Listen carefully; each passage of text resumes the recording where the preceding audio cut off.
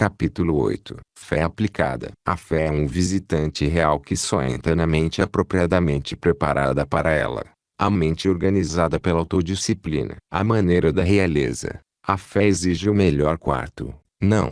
A melhor suíte da residência mental. Ela não se deixa condenar nos aposentos dos empregados e não se associa com a inveja, a ganância, a superstição, o ódio, a vingança, a vaidade, a dúvida, a preocupação ou o medo. Entenda o pleno significado dessa verdade e você estará a caminho de compreender o poder misterioso que tem intrigado os cientistas ao longo de eras. Você reconhecerá a necessidade de condicionar sua mente pela autodisciplina antes de esperar que a fé se torne sua hóspede permanente. Lembrando as palavras do sábio de Concorde, Ralph Waldo Emerson: em todo homem existe alguma coisa que posso aprender. E nisso sou seu aluno. Vou apresentar agora um homem que foi um grande benfeitor da humanidade, para que você possa observar como se condiciona a mente para a expressão da fé. Vou deixar que ele conte a própria história. Durante a depressão econômica que começou em 1929, usei um curso de pós-graduação na Universidade dos Golpes Duros, a maior de todas as escolas. Foi lá que descobri a fortuna oculta que eu possuía, mas não usava. Fiz a descoberta certa manhã, quando recebi a notícia de que meu banco tinha fechado e possivelmente nunca mais reabriria. Foi então que comecei a avaliar meus bens intangíveis que não usava. Venham comigo enquanto descrevo o que essa avaliação revelou. Vamos começar com o item mais importante da lista: a fé não usada. Quando busquei no fundo de meu coração, descobri, apesar das perdas financeiras, que tinha uma abundância de fé restante na inteligência infinita e fé em meus semelhantes. Com essa descoberta veio outra de importância ainda maior. A fé pode realizar o que nem todo o dinheiro do mundo pode fazer. Quando tinha todo o dinheiro de que precisava, cometi o lamentável erro de acreditar que o dinheiro fosse uma fonte permanente de poder. Agora vinha a chocante revelação de que dinheiro sem fé não passa de matéria inerte, em si mesma destituída de qualquer poder. Reconhecendo, talvez pela primeira vez na vida, o poder estupendo da fé duradoura, analisei-me cuidadosamente para determinar o quanto detinha dessa riqueza. A análise foi surpreendente e gratificante. Comecei a análise dando uma volta pelo bosque. Queria me afastar da multidão, do barulho da cidade, das perturbações da civilização e dos medos dos homens para meditar em silêncio. Que gratificação existe na palavra silêncio. Em minha jornada, peguei uma bolota e a segurei na palma da mão. Encontrei-a perto das raízes do carvalho gigante do qual ela havia caído. Calculei que a árvore era muito velha, tanto que já deveria ser grande quando George Washington era só um menino. Olhando para a enorme árvore e para sua pequena descendente embrionária que eu tinha na mão, me dei conta de que o carvalho tinha crescido de uma pequena bolota. Também me dei conta de que ser humano algum poderia ter criado uma árvore como aquela. Tive consciência de que alguma forma de inteligência intangível havia criado a bolota da qual a árvore cresceu e feito a bolota germinar e começar sua escalada rompendo a terra. Então percebi que os maiores poderes são os intangíveis e não os que consistem em saldos bancários ou coisas materiais. Peguei um punhado de terra preta e cobri a bolota. Segurei em minha mão a porção visível da substância da qual havia crescido aquela árvore magnífica. Arranquei uma samambaia da raiz do carvalho gigantesco. Suas folhas eram lindamente desenhadas,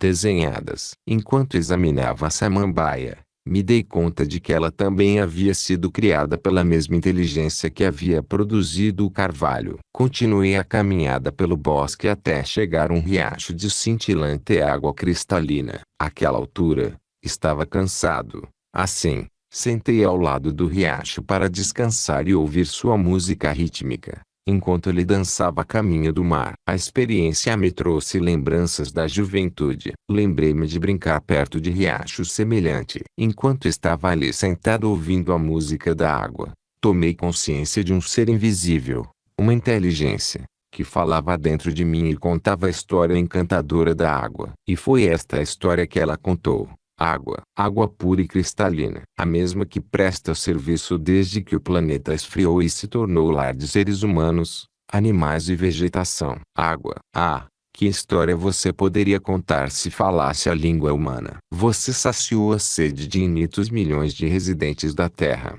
alimentou Azores, expandiu-se em vapor e moveu as rodas de máquinas criadas pelo ser humano, condensou-se e retornou à forma original. Limpou esgotos, lavou calçadas, prestou incontáveis serviços à humanidade e aos animais, voltando sempre à sua fonte nos mares, para lá se purificar e recomeçar a jornada de serviço. Quando se move, você viaja em uma só direção, para os mares de onde veio. Está eternamente indo e vindo, mas parece sempre feliz com seu trabalho. Água, substância limpa, pura e cristalina. Por mais trabalho sujo que faça, você se limpa ao M da tarefa. Você não pode ser criada, não pode ser destruída. É parente de toda vida. Sem sua beneficência, nenhuma forma de vida existiria nesta terra. E a água do riacho seguiu ondulando e rindo em seu caminho de volta para o mar. A história da água acabou, mas eu havia escutado um ótimo sermão. Estivera perto da maior de todas as formas de inteligência. Senti a evidência da mesma inteligência que havia criado o grande carvalho a partir de uma pequena bolota.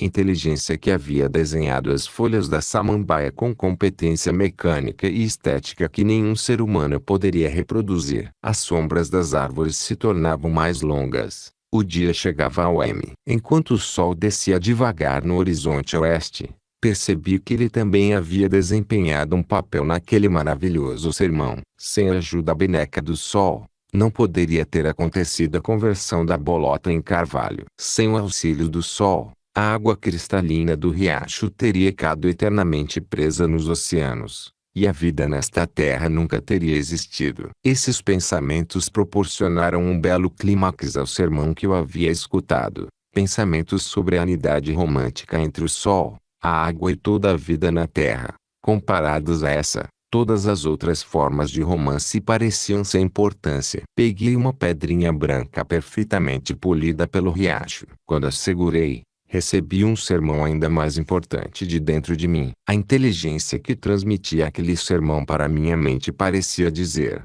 atenção, mortal, ao milagre que segura em sua mão. Sou apenas um minúsculo seixo, mas sou, na verdade, um pequeno universo que contém tudo que pode ser encontrado na porção mais expandida do universo que você vê em meio às estrelas. Pareço morto e imóvel, mas a aparência engana. Sou feito de moléculas. Em minhas moléculas, em unidades de átomos, um universo em si mesmo cada um deles. Dentro dos átomos, inúmeros elétrons que se movem em velocidade inconcebível. Não sou uma massa morta de rocha, mas um grupo organizado de unidades de energia incessante. Pareço uma massa sólida, mas a aparência é uma ilusão, porque meus elétrons são separados uns dos outros por uma distância maior do que a massa de que são compostos. Estude-me com cuidado, ó humilde habitante da Terra, e lembre-se de que os grandes poderes do universo são os intangíveis, que os valores da vida são aqueles que não podem ser somados no extrato bancário. O pensamento transmitido por aquele clímax foi tão esclarecedor que fiquei hipnotizado,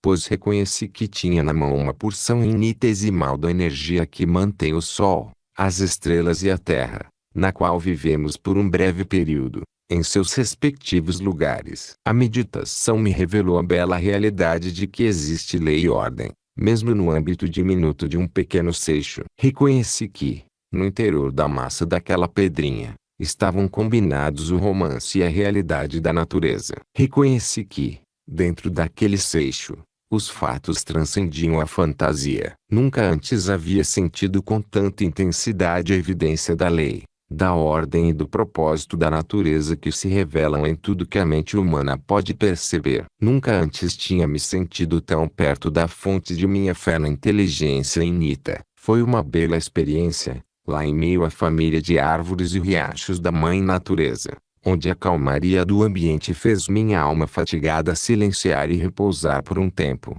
de forma que eu pudesse olhar, sentir e ouvir, enquanto a inteligência infinita me revelava a história de sua realidade. Nunca, em toda a minha vida, Havia tido aquela consciência tão esmagadora da inteligência infinita ou da origem de minha fé. Fiquei naquele paraíso recém-descoberto até a estrela vespertina começar a cintilar. Depois, voltei relutante à cidade, onde me misturei novamente aos do que são conduzidos como escravos pelas regras inexoráveis da civilização em um atropelo insano para reunir coisas materiais de que não precisam. Agora estou de volta em meu escritório, com meus livros e máquina de escrever, com a qual registro minha experiência. Mas sou inundado por um sentimento de solidão e um anseio de estar lá, às margens daquele riacho amigável onde, há poucas horas, banhei a alma na realidade prazerosa da inteligência infinita. Sei que minha fé na inteligência infinita é real e duradoura. Não é uma fé cega.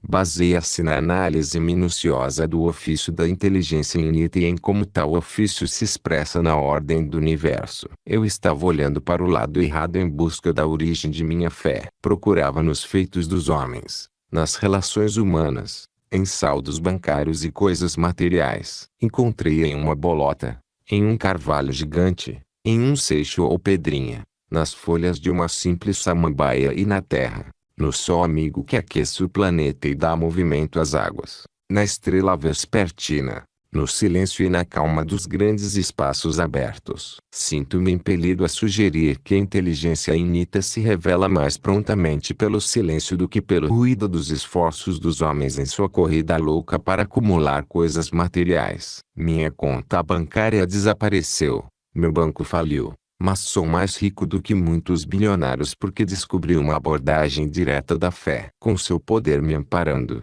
posso acumular outros saldos bancários suficientes para as minhas necessidades. Mais que isso, sou mais rico do que a maioria dos bilionários, porque conto com uma fonte de poder inspirado que se revela a mim internamente. Enquanto muitos dos mais ricos têm necessidade de recorrer ao saldo bancário e à carteira de ações para encontrar estímulo e poder, minha fonte de poder é tão livre quanto o ar que respiro, e é ilimitada. Para me servir dela, só preciso me voltar para a minha fé, e isso tenho em abundância. Assim, comprovei mais uma vez a verdade de que toda diversidade carrega consigo a semente de um benefício equivalente. Minha diversidade custou meu saldo bancário. Contudo, compensou-me com a revelação dos meios para todas as riquezas. Fontes duradouras de fé. Você leu o relato em primeira pessoa de um homem que descobriu como condicionar a mente para a expressão da fé. Que história dramática. Dramática pela simplicidade. Temos aqui um homem que encontrou uma base sólida para uma fé duradoura, não em saldos bancários ou riquezas materiais, mas na semente de um carvalho, nas folhas de uma samambaia, em uma pedrinha e em um riacho, coisas que todo mundo pode observar e apreciar. Só que a observação dessas coisas simples o levou a reconhecer que os maiores poderes são intangíveis e revelados pela simplicidade do que nos cerca. Trouxe a história desse homem porque queria enfatizar como um indivíduo pode clarear a mente, mesmo em meio ao caos de dificuldades insuperáveis, e prepará-la para a expressão da fé. O fato mais importante que essa história revela é o seguinte: quando a mente é esvaziada de uma atitude mental negativa, o poder da fé entra e começa a tomar posse. Com certeza nenhum estudante desta losua será desafortunado a ponto de deixar de dar atenção a essa importante observação. Vamos fazer agora uma análise da fé. Embora devamos abordar o assunto com pleno reconhecimento de que se trata de um poder que tem desarrado o mundo científico, a fé ficou em quarto lugar nesta losua porque chega perto de representar a quarta dimensão, embora seja apresentada aqui por sua relação com a realização pessoal. Fé é um estado mental que pode ser chamado de nascente da alma, pela qual metas, desejos e objetivos podem ser traduzidos em seu equivalente físico ou financeiro. Anteriormente, vimos que grande poder pode ser alcançado pelos princípios: 1. Do hábito de fazer um esforço extra. 2. Da definição de objetivo e 3. Do mastermind. Todavia, Esse poder é fraco comparado àquele disponível pela aplicação combinada desses três princípios com o estado mental conhecido como fé. Já observamos que capacidade para a fé é uma das 12 riquezas. Vamos agora reconhecer os meios pelos quais essa capacidade pode ser preenchida com o estranho poder que tem sido o principal baluarte da civilização, a causa maior de todo o progresso humano. O espírito que guia toda a atividade construtiva humana. Vamos lembrar,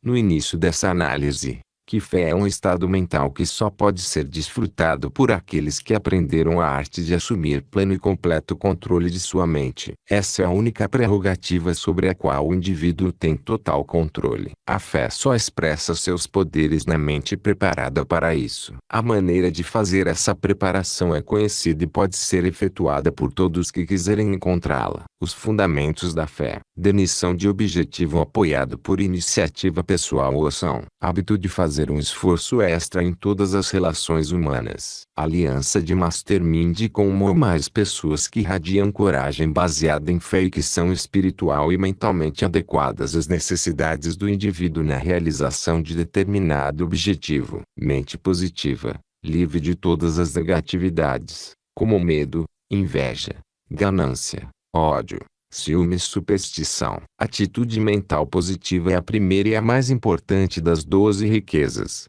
Reconhecimento de que cada adversidade traz consigo a semente de um benefício equivalente. Que derrota temporária não é fracasso enquanto não for aceita como tal. Hábito de armar o objetivo principal definido de vida em uma cerimônia de meditação pelo menos uma vez ao dia. Reconhecimento da existência da inteligência infinita que ordena o universo. Que todos os indivíduos são expressões diminutas dessa inteligência. E, como tal, a mente não tem limitações, exceto aquelas que são aceitas e instaladas pelo indivíduo na própria mente. Avaliação cuidadosa das derrotas e adversidades do passado, que mostrará que todas essas experiências continham a semente de um benefício equivalente. Respeito expresso pela harmonia com a própria consciência. Reconhecimento da unicidade de toda a humanidade. Esses são os aspectos fundamentais e mais importantes na preparação da mente para a expressão da fé. Sua aplicação não requer nenhum grau de superioridade, mas sim inteligência e sede voraz de verdade e justiça. A fé só confraterniza com a mente positiva. É o elan vital que concede poder, inspiração e ação a uma mente positiva. É o poder que faz uma mente positiva agir como ímã, atraindo a exata contraparte física do pensamento que expressa. A fé proporciona a desenvoltura mente, permitindo que faça farinha de tudo que chega ao moinho. A fé identifica oportunidades favoráveis em todas as circunstâncias da vida pelas quais se pode alcançar o objeto de fé,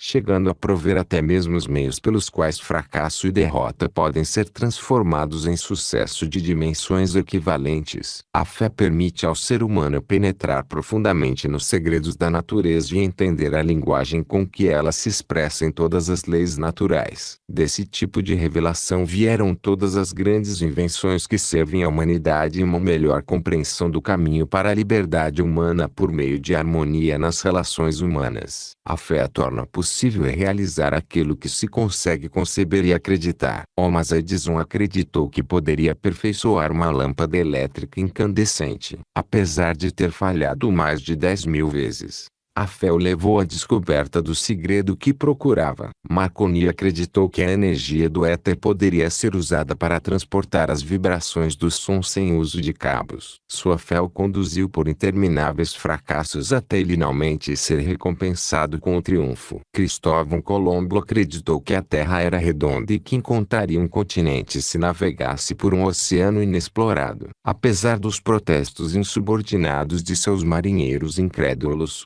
Colombo navegou em frente até a ser recompensado pela fé. Helen Keller acreditou que aprenderia a falar, embora fosse muda, surda e cega. Sua fé lhe restaurou a fala e lhe deu o equivalente à audição por meio do tato, provando assim que a fé pode e vai encontrar um caminho para a realização dos desejos humanos. Para ter fé, mantenha a mente naquilo que quer. E lembre-se de que não existe uma fé todo abrangente, Porque fé é a demonstração externa de definição de objetivo. Fé é a orientação que vem de dentro. A força orientadora é a inteligência inita dirigida para NS definidos. A inteligência inita não vai trazer aquilo que se deseja, mas guiará o indivíduo para seu objeto de desejo. Como demonstra o poder da fé? Saiba o que você quer e determine o que tem para dar em troca. Quando armar os objetos de seus desejos pela oração, inspire a imaginação para se ver já de posse deles e depois haja exatamente como se já tivesse a posse física daí. Lembre,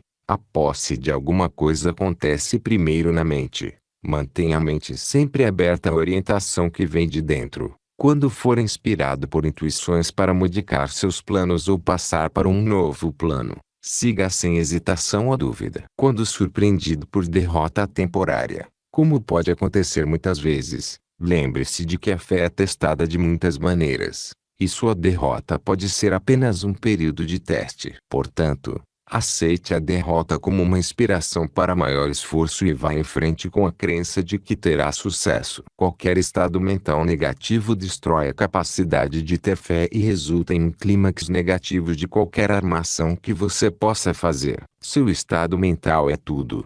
Portanto, tome posse de sua mente. Limpe-a completamente de todos os invasores indesejados e inimigos da fé e a mantenha limpa custe o que custar. Aprenda a dar expressão a seu poder de fé escrevendo uma descrição clara de seu objetivo principal definido na vida e usando-a como base para a meditação diária. Associe a seu objetivo principal definido o maior número possível dos 9 motivos básicos descritos no capítulo 1. Faça uma lista de todos os benefícios e vantagens que espera obter com seu objetivo principal definido e traga-os à mente muitas vezes por dia, tornando-a assim consciente do sucesso. Isso costuma ser chamado de autossugestão. Associe-se tanto quanto possível a pessoas solidárias com seu objetivo principal definido, pessoas em harmonia com você, e inspire-as a incentivá-lo de todas as formas possíveis. Não permita que se passe um dia sem fazer pelo menos um movimento decidido rumo à realização do objetivo principal definido. Lembre, fé sem ações é morte. Escolha uma pessoa de grande autossuficiência e coragem para lhe dar ritmo. Tome a decisão não só de acompanhá-la, mas também de superá-la. Faça isso em silêncio, sem mencionar o plano para ninguém. Falar demais é fatal para o sucesso, porque fé não tem nada em comum com vaidade ou narcisismo.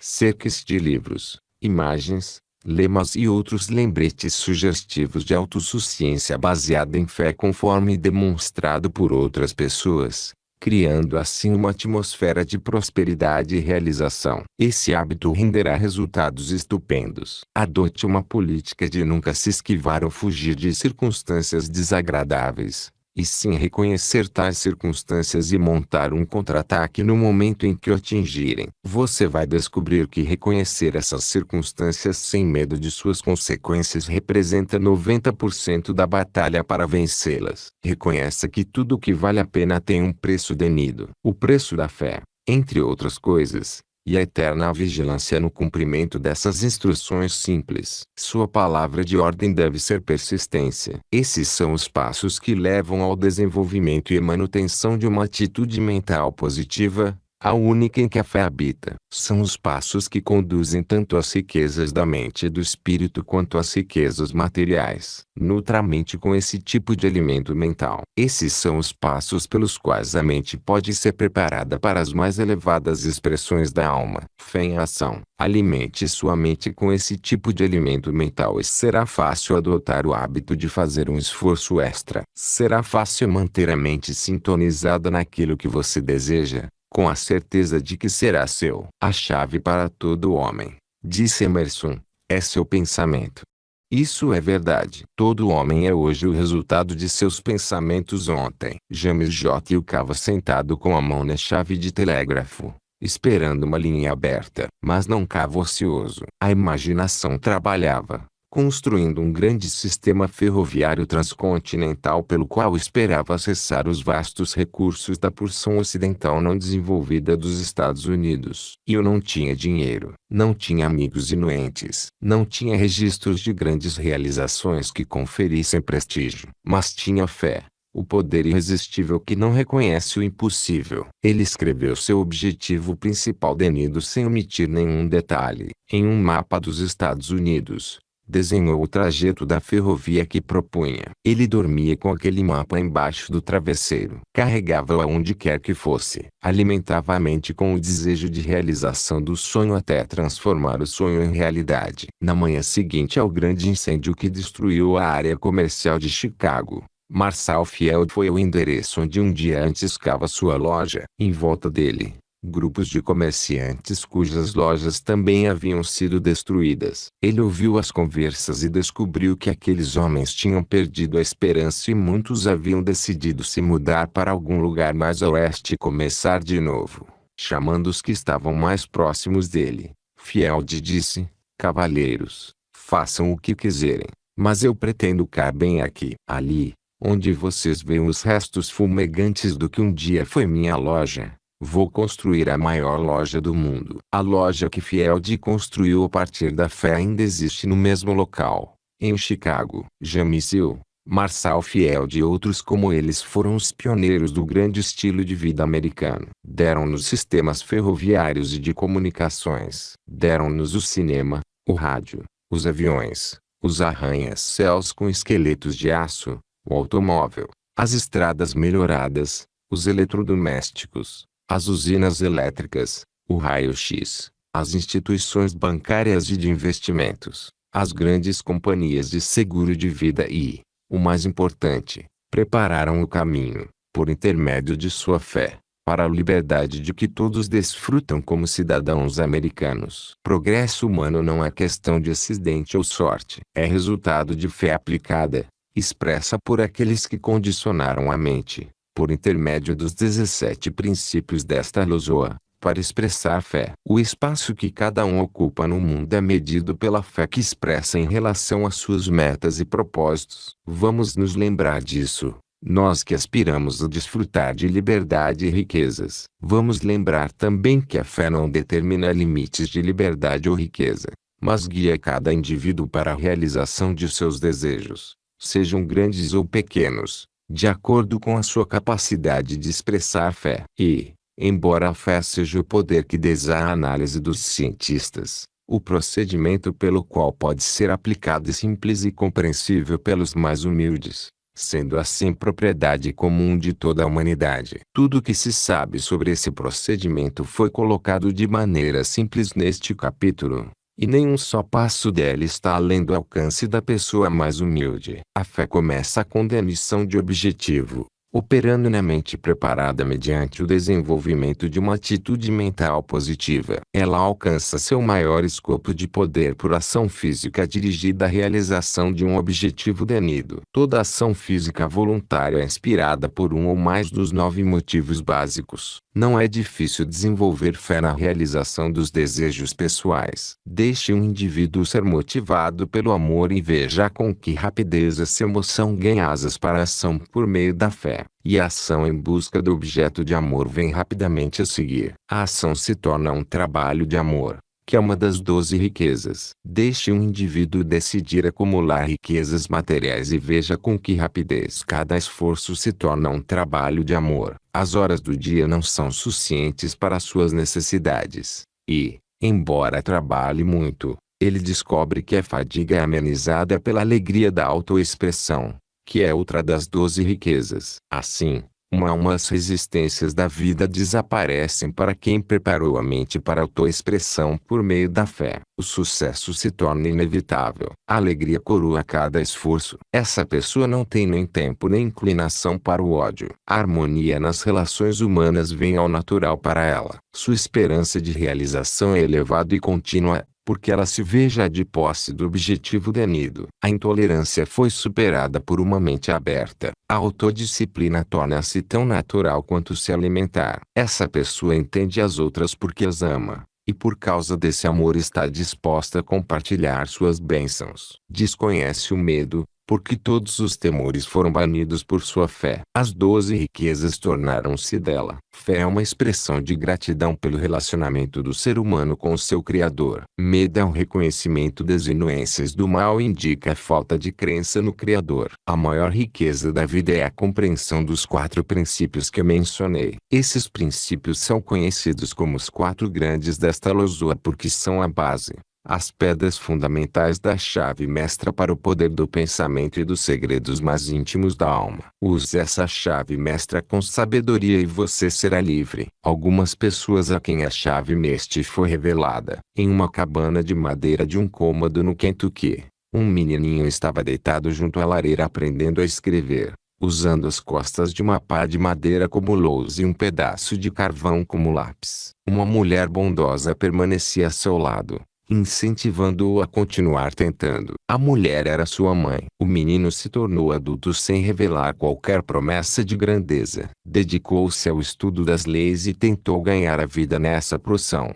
Mas o sucesso foi escasso. Tentou ser comerciante, mas logo estava às voltas com o xerife. Entrou no exército, mas não produziu histórico digno de nota. Tudo em que ele punha a mão parecia murchar e dar em nada. Então um grande amor entrou em sua vida. A história acabou com a morte da mulher amada, mas a dor daquela morte tocou as profundezas da alma desse homem e fez contato com o poder secreto que vem de dentro. O homem se apoderou desse poder e o colocou em ação. Isso fez dele presidente dos Estados Unidos. Ele baniu da América a maldição da escravidão e salvou a União da dissolução em um momento de grande crise nacional. O grande emancipador é agora um cidadão do universo, mas o espírito dessa grande alma, um espírito libertado pelo poder secreto de sua mente, mantém-se atuante. Então, esse poder que vem de dentro não conhece casta social. Está disponível para o pobre e humilde como para o rico e o poderoso. Não precisa ser transmitido de uma pessoa para outra. Todos que pensam o têm. Não pode ser posto em ação a seu favor a não ser por você mesmo. Deve ser adquirido dentro de você mesmo.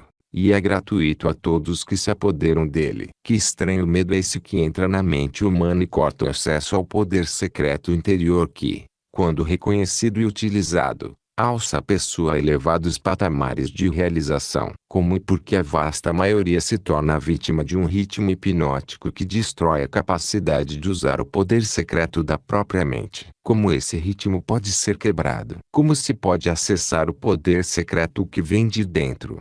Alguns vão perguntar. Vejamos como outros usaram. Um jovem clérigo chamado Frank Gonçalves havia muito desejava fundar um novo tipo de faculdade. Ele sabia exatamente o que queria, mas o problema era que precisava de US$ 1 milhão. Então decidiu obter US$ 1 milhão.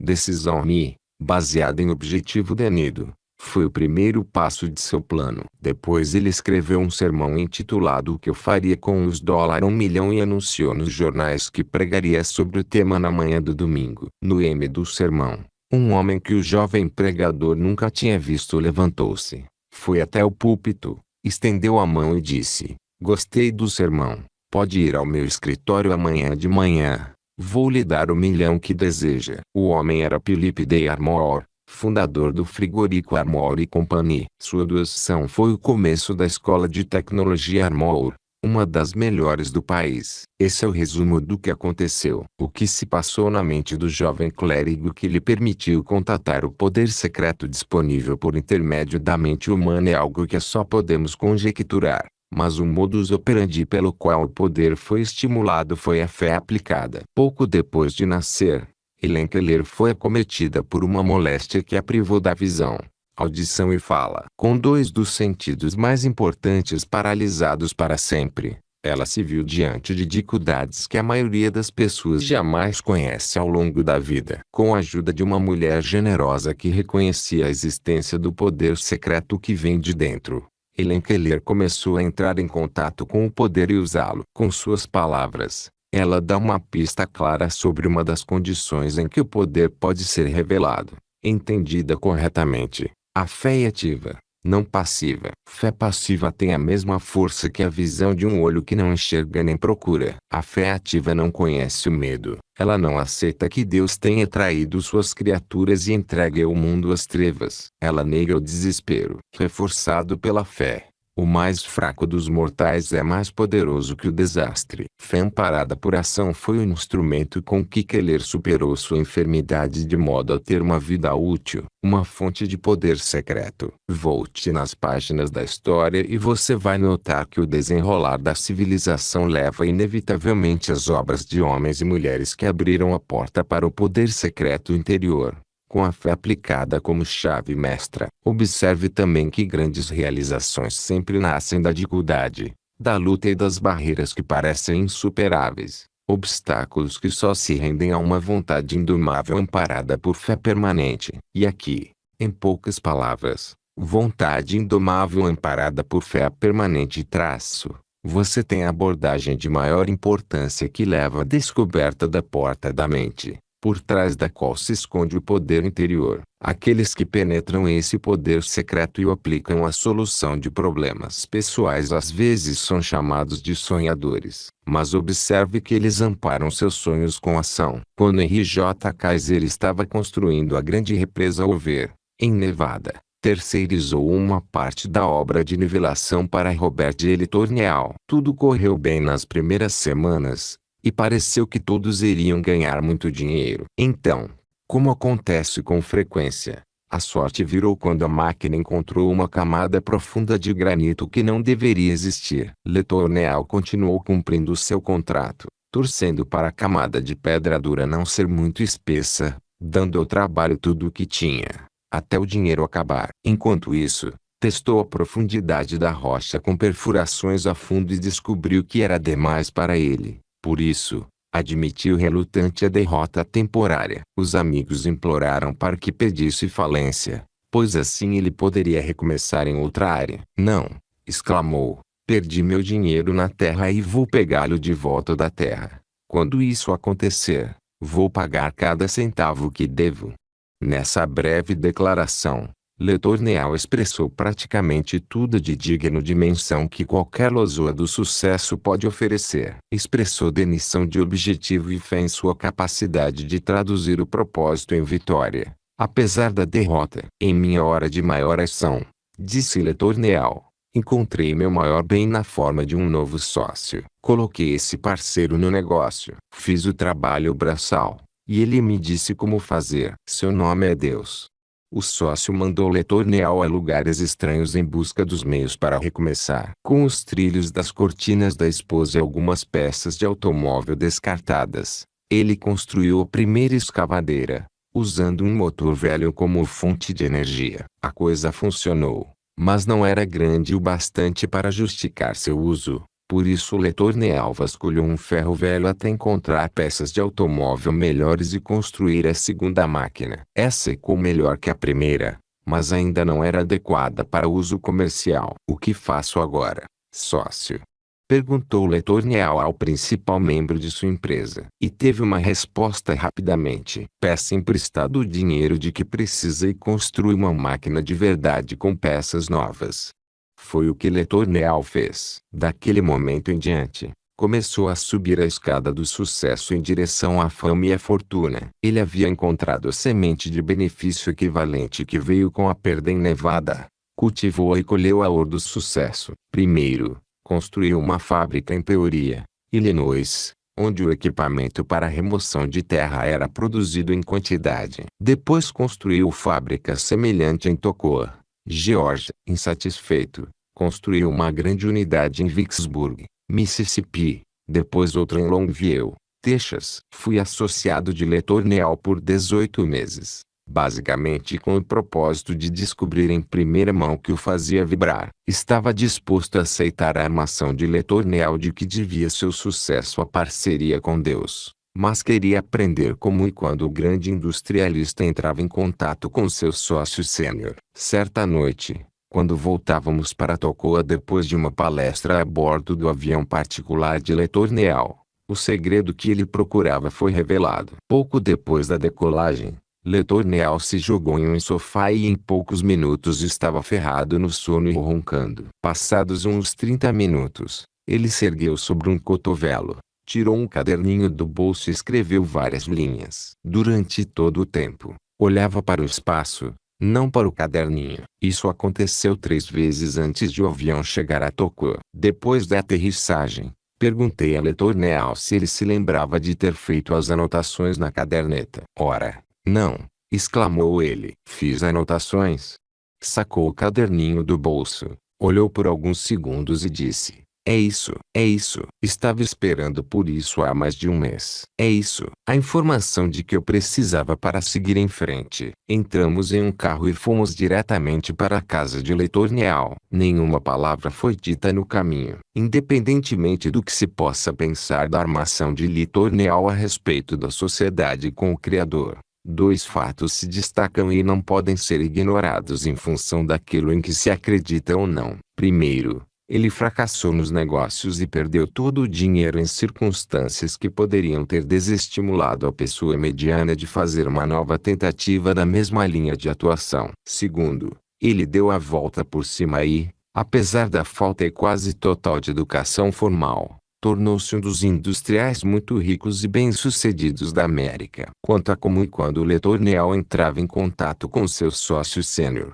encontrei a resposta que procurava. O contato era via mente subconsciente de Letourneau, na qual ele gravava cuidadosamente uma imagem clara do que queria, respaldando-a com fé absoluta de que obteria o que desejava na hora certa. Não há nada de novo no sistema, e ele pode ser aplicado por qualquer um que use da missão de objetivo e fé aplicada com a mesma intensidade com que Letourneau usava. Uma das características estranhas da fé, quando corretamente compreendida, é que geralmente aparece porque alguma emergência força a pessoa a olhar além do poder do pensamento comum em busca de solução para seus problemas. É durante essas emergências que recorremos ao poder secreto interno que não conhece resistência forte o bastante para derrotá-lo. Emergências como aquela enfrentada pelos 56 homens que deram origem a esta nação quando assinaram a Declaração da Independência. Aquilo foi fé ativa, corretamente compreendida, porque cada homem que assinou o documento sabia que poderia estar assinando sua sentença de morte. Felizmente, o documento se tornou uma carta de libertação para todos que buscam sua proteção e bem pode se mostrar ainda uma carta de liberdade para o mundo inteiro. Os benefícios do documento foram proporcionais ao risco assumido pelos homens que o assinaram. Os signatários apostaram a própria vida, fortuna e direito à liberdade, os maiores privilégios de um povo civilizado, e fizeram essa aposta sem reservas mentais. Um teste de fé. Eis aqui então um teste com o qual as pessoas podem medir sua capacidade de fé ativa. Para ser eficiente, deve-se basear na disponibilidade de arriscar o que as circunstâncias pedirem: liberdade, fortuna material e a própria vida. Fé sem risco é uma fé passiva que, como Helen Keller armou, tem a mesma força que a visão de um olho que não enxerga nem procura. Vamos examinar os históricos de alguns dos grandes líderes que sucederam os signatários da Declaração de Independência, porque a fé deles também era ativa. Eles também descobriram o poder secreto que vem de dentro, recorreram a ele, aplicaram-no e converteram uma vasta selva no berço da democracia. Homens como James J. Yo, que empurrou as fronteiras do Oeste e facilitou o acesso ao Atlântico e ao Pacífico por meio de um grande sistema ferroviário intercontinental. Lady Forest, que aperfeiçoou os meios mecânicos pelos quais a força ilimitada do éter foi dominada e utilizada como meio de comunicação instantânea entre os povos do mundo por meio do rádio. Thomas Edison, que adiantou o progresso da civilização em milhares de anos com o aperfeiçoamento da lâmpada elétrica incandescente, do fonógrafo, do cinema e muitas outras invenções úteis que aliviam os fardos da humanidade e contribuem para seu prazer e sua educação. Esses e outros como eles eram homens de fé ativa. Às vezes os chamamos de gênios, mas eles recusam o tratamento por reconhecer que as suas realizações são resultado do poder secreto que vem de dentro e está disponível a todos que o aceitam e usam. Todos nós conhecemos as realizações desses grandes líderes, sabemos as regras de sua liderança, Reconhecemos a natureza e o escopo das bênçãos que o trabalho deles concedeu ao povo desta nação e conservamos para o povo a ilusão das realizações individuais pelas quais esses homens ajudaram a fazer de nosso país o mais rico e mais livre do mundo. Infelizmente, nem todos nós reconhecemos as dificuldades que enfrentaram, os obstáculos que tiveram de superar e o espírito de fé ativa com que desempenharam seu trabalho. Porém, de uma coisa podemos ter certeza: suas realizações foram exatamente proporcionais às emergências que tiveram de superar. Eles enfrentaram a oposição daqueles que mais se beneficiariam de seus esforços, gente que, por falta de fé ativa, sempre vê com ceticismo e dúvida o que é novo e desconhecido. As emergências da vida sempre levam a bifurcações nas quais os indivíduos são obrigados a escolher uma direção. Uma via é a fé, a outra é o medo. O que faz a grande maioria seguir o caminho do medo? A escolha está relacionada à atitude mental. O indivíduo que escolhe a estrada da fé é aquele que condicionou a mente para acreditar.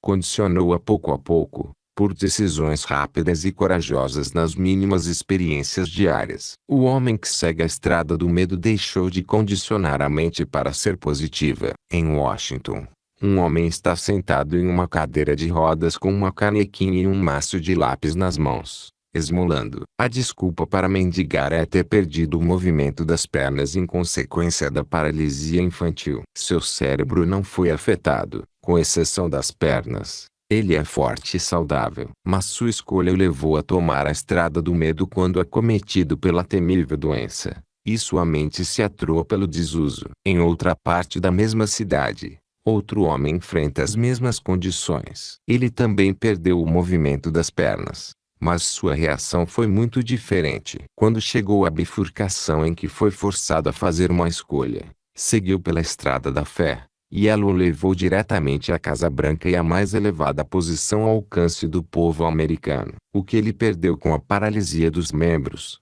ganhou pelo uso do cérebro e da vontade. E é preciso registrar que sua condição física não o impediu de maneira alguma de ser um dos homens mais ativos que já ocuparam o posto de presidente. A diferença entre as situações dos dois homens é muito grande. Mas que ninguém se engane em relação à causa, pois trata-se inteiramente de uma diferença de atitude mental. Um escolhe o medo como seu guia, o outro escolhe a fé. Quando se analisam as circunstâncias que levem alguns indivíduos a posições importantes na vida e condenam outros à penúria e à necessidade, é provável que as condições tão distantes reitam as respectivas atitudes mentais. O indivíduo no alto escolhe a estrada da fé, o que está embaixo escolhe a do medo, e educação, experiência e habilidades pessoais têm importância secundária. Quando o professor Thomas Edison o mandou para casa depois de 3 meses de aula com um bilhete para os pais explicando que o menino tinha a mente prejudicada e não conseguiria aprender,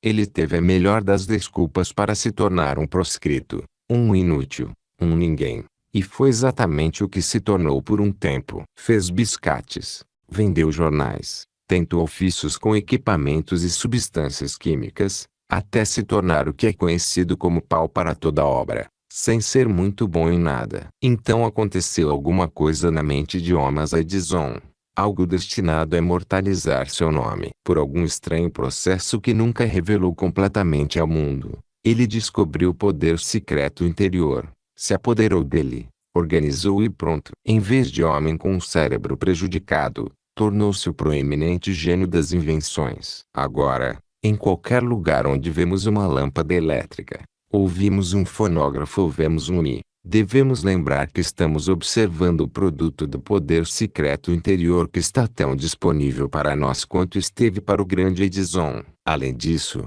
devemos nos sentir muito envergonhados se, por negligência ou indiferença, não estamos fazendo uso apropriado desse grande poder. O poder interior. Uma das estranhas características do poder secreto interior é ajudar a obter o que se deseja de verdade, o que é apenas outra forma de dizer que traduz em realidade os pensamentos dominantes do indivíduo. No vilarejo de Tiller, Texas, um garoto entrou em um mercado onde alguns desocupados estavam reunidos em torno de um fogão. Um dos homens olhou para o menino, sorriu e perguntou: "Então, seu menino, O que você vai ser quando crescer? Vou lhe dizer o que vou ser, respondeu o menino. Vou ser o melhor advogado do mundo. Isso é o que vou ser, se você quer saber.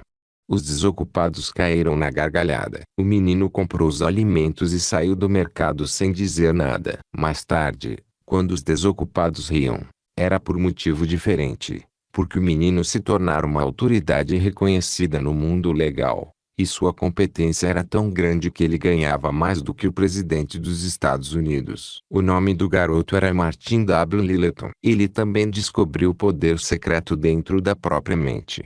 E esse poder lhe permitiu estabelecer seus honorários e receber o valor estipulado. Quanto a conhecer as leis, existem milhares de advogados talvez tão competentes quanto Martin W. Littleton, mas poucos obtêm mais do que sustento, porque não descobriram aquilo que garante o sucesso na profissão. Algo que não é ensinado nas faculdades de direito. O exemplo pode ser estendido a todas as profissões e atividades humanas. Em toda a vocação existem aqueles que chegam ao topo e outros que nunca vão além da mediocridade. Os bem-sucedidos normalmente são chamados de sortudos. E têm sorte, é claro. Mas estude os fatos e você vai descobrir que a sorte deles é o poder secreto interior, que aplicaram por meio da atitude mental positiva, a determinação de seguir pela estrada da fé em vez de ir pela estrada do medo e da autolimitação. O poder interior não reconhece barreiras permanentes. Transforma a derrota em um degrau para um esforço maior. Remove limitações autoimpostas,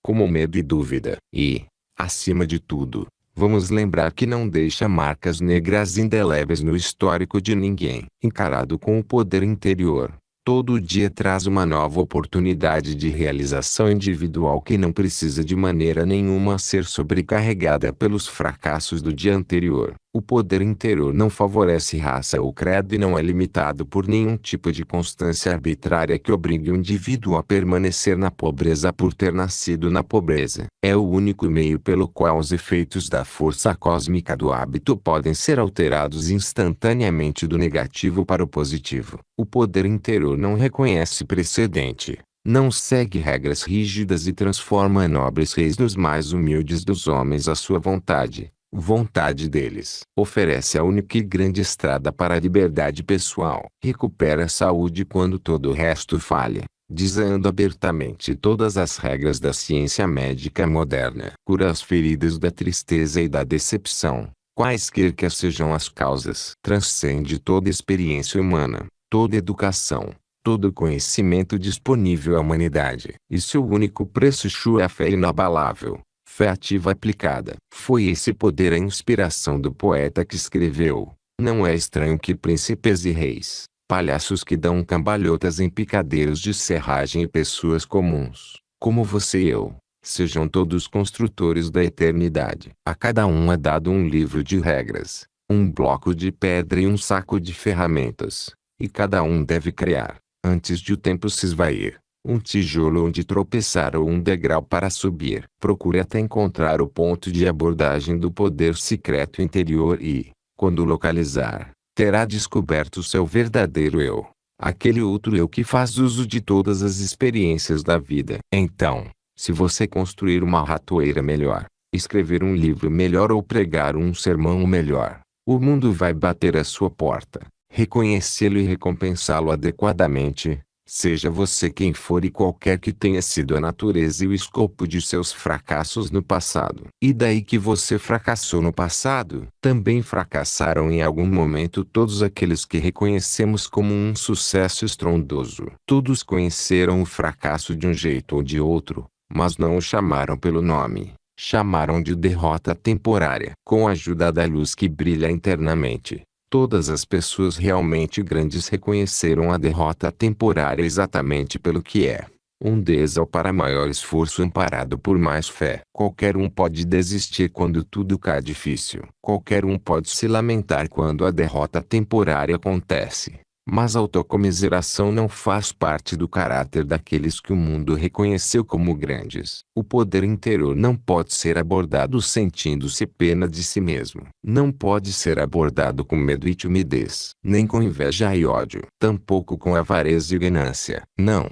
Seu outro eu não presta atenção a nenhum desses negativos. Só se manifesta na mente limpa de todas as atitudes mentais negativas. Prospera na mente guiada pela fé. Ascensão a partir do Picasso. Leigh Braxton, de Whiteville, Carolina do Norte, admite que conheceu a pobreza cedo na vida e com muito esforço conseguiu chegar ao 6º ano na escola. Ele era o 10º de 12 filhos e foi obrigado a começar a cuidar de si muito cedo. Seu pai era ferreiro no vilarejo. Ele engraxou sapatos, entregou compras, vendeu jornais, trabalhou em uma confecção de meias, lavou automóveis. Foi ajudante de mecânico, se esforçou até ser promovido a supervisor de loja, lutou muito por cada centímetro percorrido até finalmente se casar, ter casa própria e renda suficiente para garantir uma vida modesta para ele e a família. Então, o infortúnio atingiu Braxton em cheio. Ele ficou sem renda,